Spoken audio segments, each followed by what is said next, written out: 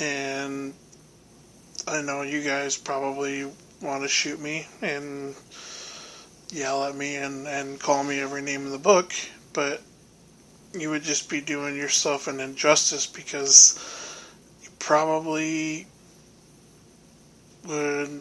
I mean, I've probably said everything that you have probably thought of in the process because I'm ashamed of myself for voting for him. The last term, I did vote for, what the hell was his name? I'm having a brain fart right now. It's 3 o'clock in the morning. I should be sleeping, but this, this whole freaking issue came into my head, and it's what it's been coming down to, and Mitt Romney is who I voted for last year, and it was kind of a bullshit deal there, too, so, it just doesn't make a whole lot of sense. So this year, I'm voting for Trump. My wife is voting for Hillary, which I don't understand, and we've had non-stop back and forth arguments over that, and I mean, it's really to the point where we almost split up over it. It was that bad, and it sounds stupid, but she almost, sounded like the liberal idiots that, like, I want love and peace, like the people back in the 70s, that were protesting fucking Vietnam and stuff like that, which, I agree, the Vietnam War was definitely pointless, and a lot of people died for nothing, pretty much, but it was the fact that she just doesn't get it. She's so afraid of, I don't know, I don't know what she's afraid of. Nothing that Trump's going to do is going to affect us. I think it's just the fact that he says what it is, or basically tells you how it is, and people don't want a president that doesn't sugarcoat things, and we need a guy that comes in there and just basically takes order and takes charge. I mean, look at Vladimir Putin from Russia. He's a no shit talking son of a gun. People fear him. That's the kind of president we need. And it sounds kind of bad because he's a dictator, but we need people to fear the United States. We are becoming a laughingstock of the world because we have no more respect from anybody. So until we get back that respect, we're gonna have to deal with this shit. And then, the rioters and then the protesters that are continuously attacking Donald Trump supporters. I mean, that right there just shows you that people need to arm themselves and definitely, protect themselves. And of course, California, they got strict gun laws to where they can't, have concealed weapon permits or anything. I'm fortunate I live in Iowa where we do have concealed weapon permits, like over 250 some odd thousand permits or whatever are issued here in Iowa. Wisconsin, I think, had over 500 some thousand people are, and then there was it's just a list. I've seen a list of it, of all the states that allow permits to carry licenses, and and I'm sure there's like over 1 million or something, or well more than 1 million something in Texas. And obviously they're a bunch of cowboy, beer swinging and tobacco chewing sons of guns. They're tough redneck motherfuckers, so nobody's gonna fuck with them down in Texas. We don't mess with Texas type attitude, or nobody messes with Texas type attitude. Except for fuck the Rangers. I can't stand them cocksuckers in baseball, but the state, I don't mind the state of Texas. Just fuck their baseball team. But yeah, it just, it's ridiculous.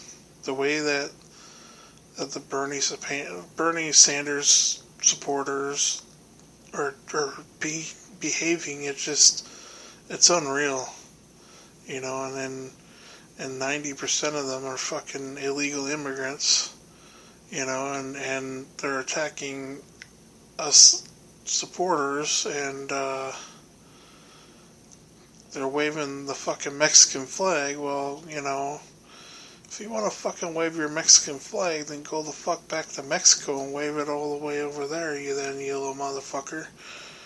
It's like, that's the reason why you're pissed off, because if Trump comes in, your fucking ass goes adios, amigo.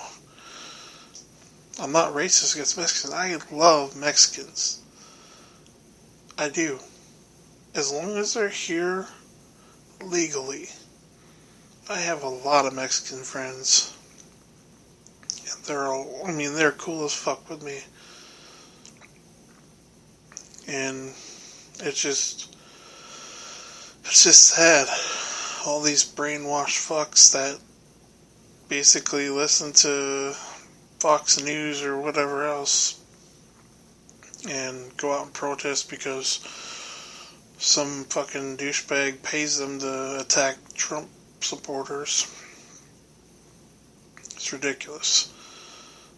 And then I just seen the other day, don't know how much this is true, but it looks like Hillary is up to her old bullshit again with rigging the election, because I know this sounds like I'm fucking being a truther or a conspiracy theorist, but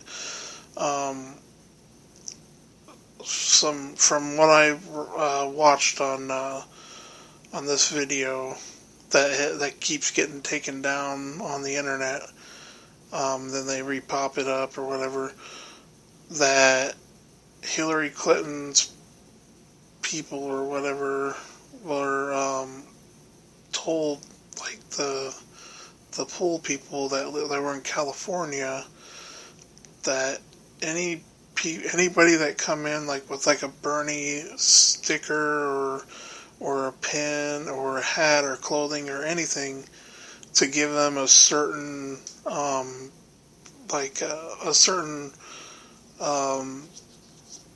voting sheet that basically, I can't remember the thing, it was like PPR or something like that. I'm not 100%, I don't know the word, what it was that they used, but the term that they used, but they gave them these specific sheets that were not going to be counted towards the electoral votes. So basically, Bernie Sanders, I mean, when you look at it the way that this was all videotaped and everything, and the lady even said, this is what's all going down, because she thought that it was really kind of shady, and she asked her supervisor if this is what she was really supposed to do, and she's like, that's what they want us to do, that's what we have to do, and whatever, and so they kept giving people the sheet that they were supposed to fill out, and then they would turn it in, and basically they would box them up and then put them on a trailer, and the trailer would go somewhere, and basically they would dump them or something. So they weren't counting those towards the votes. So That's how old Hillary won by such a large margin. When hindsight, Bernie probably would have won 60 to 40. So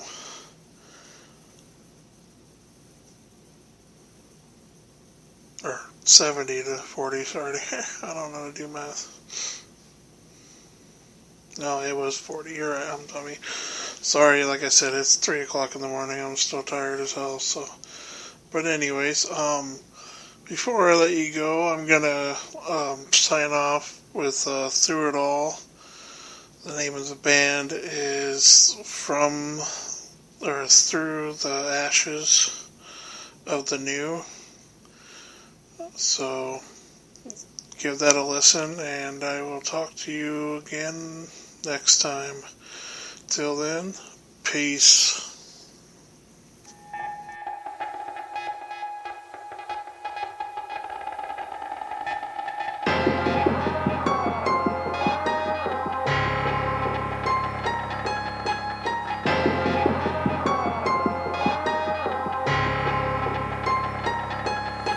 There's not a day that passes by, the pain is not a mass inside, it's breaking me down to the ground. It's like I crash and died, it's hard to leave your past behind, especially when you're last in line. And half the time it acts like vines and wraps inside my fragile